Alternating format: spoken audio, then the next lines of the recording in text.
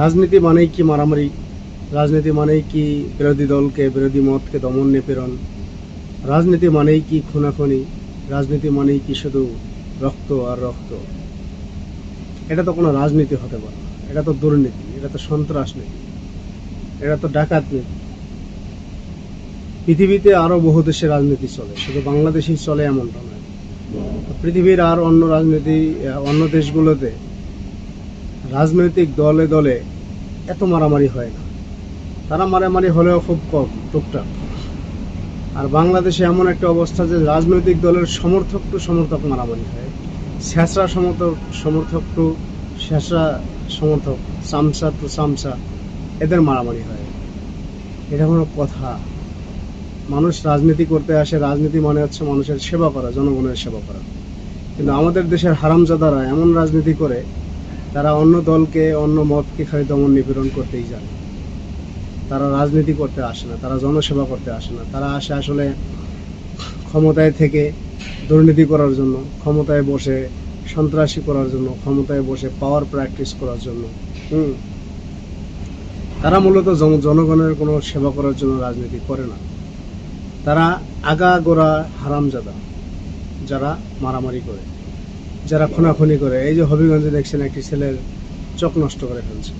তারা কি রাজনীতিবিদ হতে পারে? তারা কি কোনো রাজনৈতিক দলের সমর্থক হতে পারে? হতে পারে না। তারা নিশ্চিত কোনো ডাকাত, নিশ্চিত কোনো নিষিদ্ধ সংগঠনের লোক, নিশ্চিত কোনো সন্ত্রাসী বাহিনীর লোক।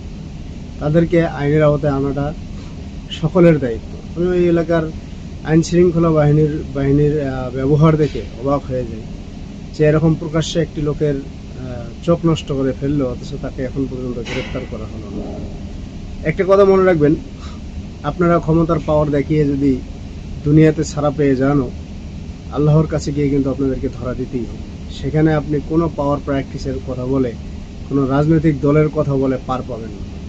আপনি যে দলের সমর্থক হয়ে আরেকজনের গায়ে হাত দিচ্ছেন, কিয়ামতের মাঠে এটার বিচার শুধু আপনার জন্যই হবে, আপনার উপরেই হবে, আপনার দলের উপরে তেমনটা হবে না।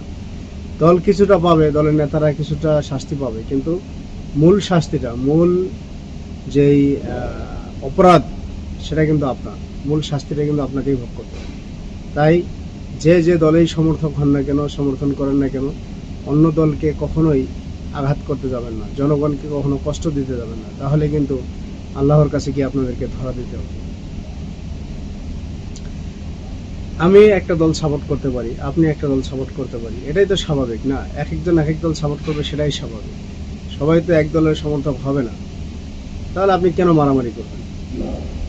আর সবাই যদি এক দলের সমর্থকই হয়, তাহলে নির্বাচন দিয়ে কি হবে? সবাই তো এক দলকেই ভোট দেবে, তাই না?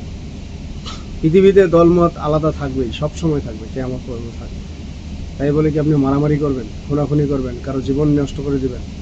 সেটা তো হতে পারে না।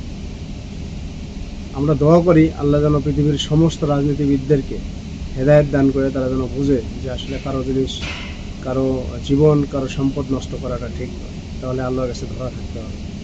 ধন্যবাদ সবাইকে।